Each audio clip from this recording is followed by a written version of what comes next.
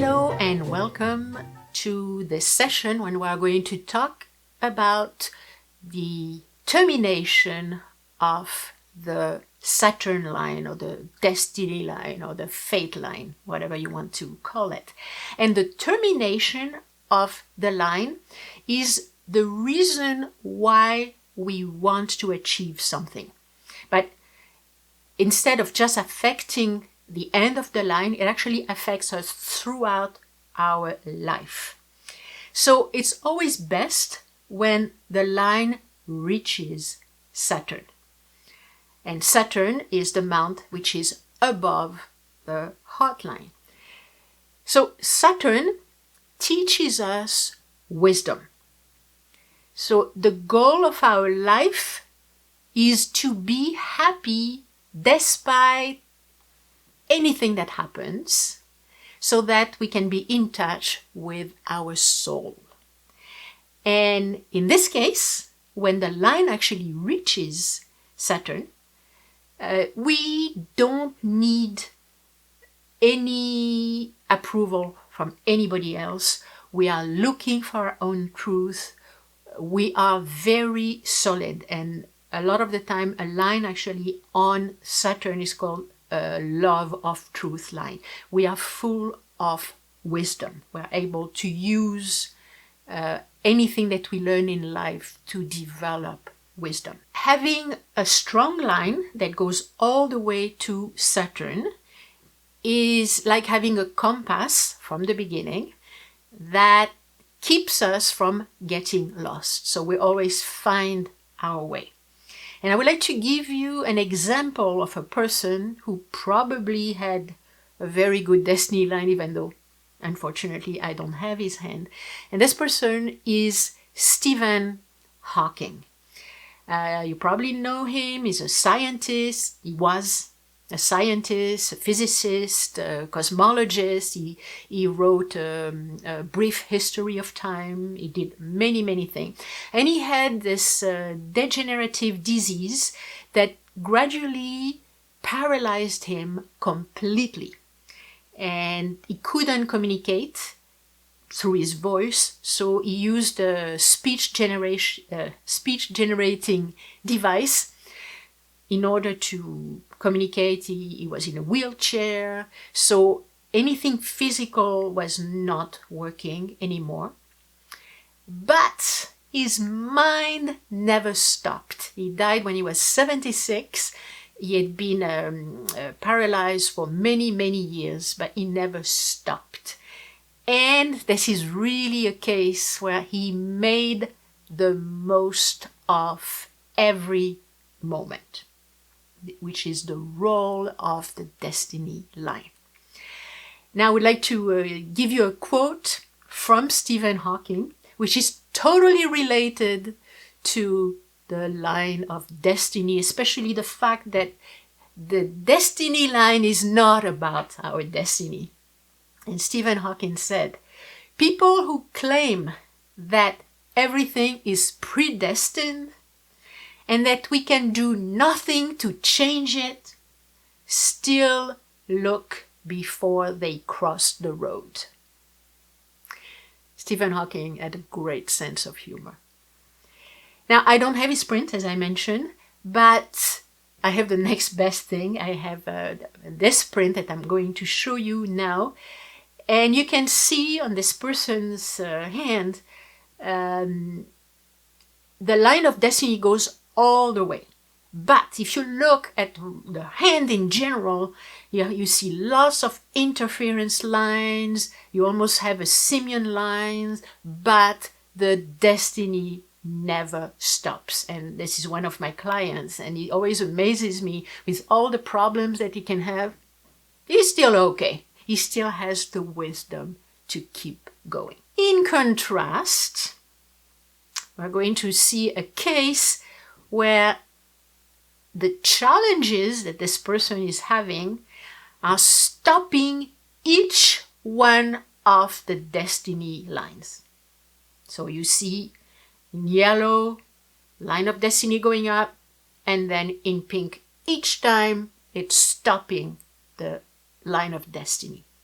So these challenges, well, any challenge that we can have, maybe bad school result, maybe a lack of money, an accident, a job loss, a divorce, whatever. And this person cannot deal with challenge. So every time his determination stops, his line stops, and he quits whatever he was doing, whether it was a job or a cause or an activity, a sport, something he was involved in, he would stop. But I want to show you the most challenging lines, which are the heart and the head. Both of them are horizontal lines, so they are basically interference lines. So let's start with the head line, which is the one in the middle. So our head represents our ego. Now, some of the things that our ego wants are survival, safety, status, money, prestige, power, respect, etc. And when the line of destiny stops at the headline, as you can see here, our life is ruled by those ego things, the one I just mentioned, survival, safety, etc. And when we don't get those things, we make excuses. I'm too young, I'm too old, oh, it's too risky, I don't have the time, I don't have the patience, I don't have the money. I'm sure you know all of these. So we could easily quit our job, or we could stop an activity we have because we feel we are entitled to do so. See, ego is entitlement. I have the right to do it. Now, let's look at the heart. The heart, which is a line under the fingers.